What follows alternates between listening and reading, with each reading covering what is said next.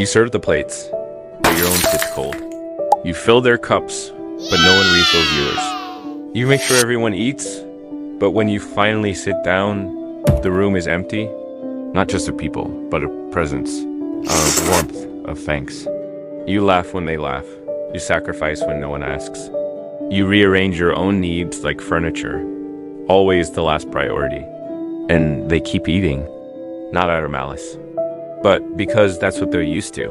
You being there, you making it work, you feeding the six, but no one asks who feeds you. No one sees you clearing the table alone, stacking dishes no one else touched, wiping away crumbs, and quietly, the day's disappointment. Because when you do it well, your pain becomes invisible. And this story, the one no one sees but you, we're going to tell it now. Because what you carry in silence has always deserved to be spoken aloud. Now, here's the reveal. But here's the thing about always being the one who gives. Eventually, you start to forget what it feels like to receive. And that's where we begin. It doesn't start loud. It starts small. A skipped lunch here. A passed up opportunity there. One more bill paid for someone else, while your own shoes wear thin. At first, you call it generosity, then responsibility, then sacrifice. Until it simply becomes identity. You are the provider, the backbone, the one who holds it all.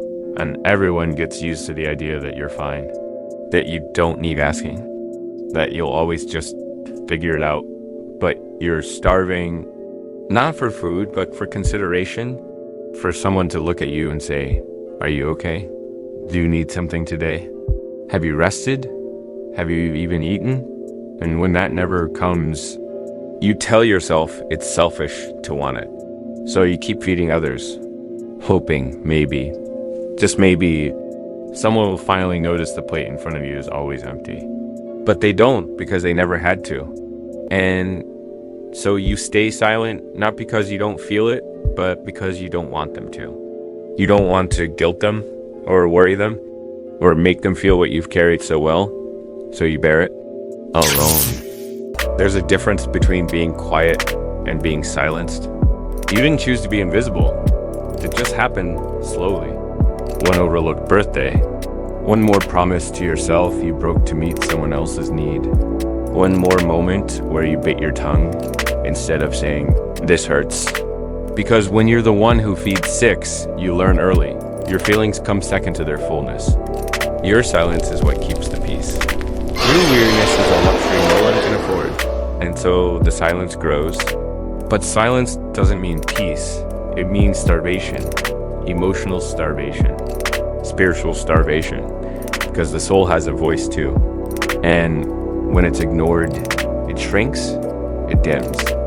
It forgets how to ask, how to cry, how to hope, until one day you're surrounded by people and still feel completely alone. They eat the meals, they enjoy the comfort, they depend on your strength, but they don't ask where it comes from or what it costs. And you start believing this is just the way things are, but you're strong enough to carry it forever. That asking for more is weakness. That's saying, "I'm not okay, we'll undo everything." But that's the lie.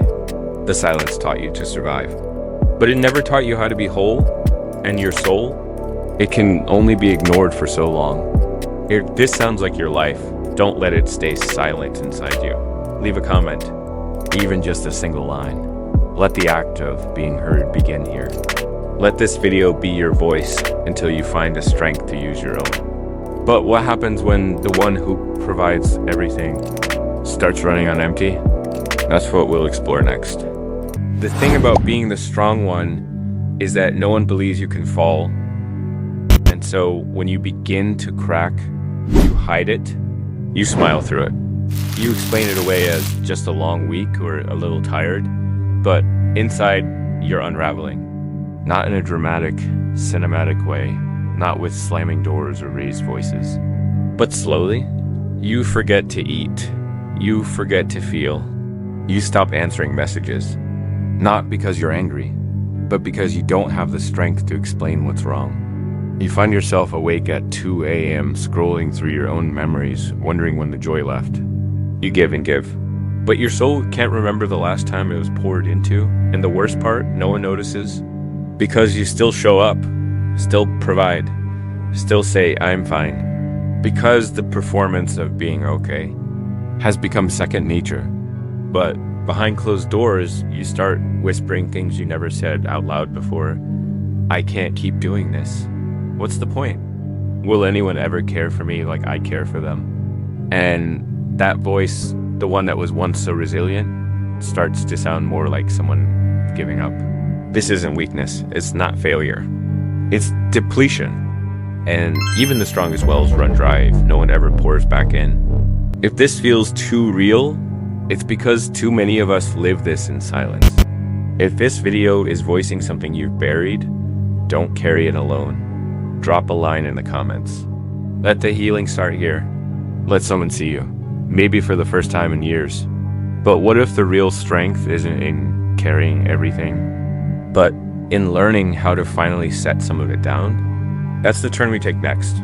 Here is segment 4. The courage to ask for more from the video.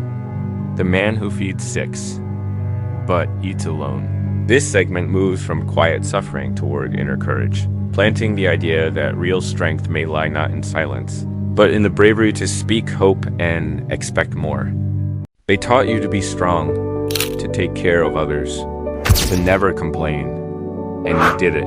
You became the steady one, the giver, the rock. But they forgot to teach you something else. How to ask, how to receive, how to say, I matter too.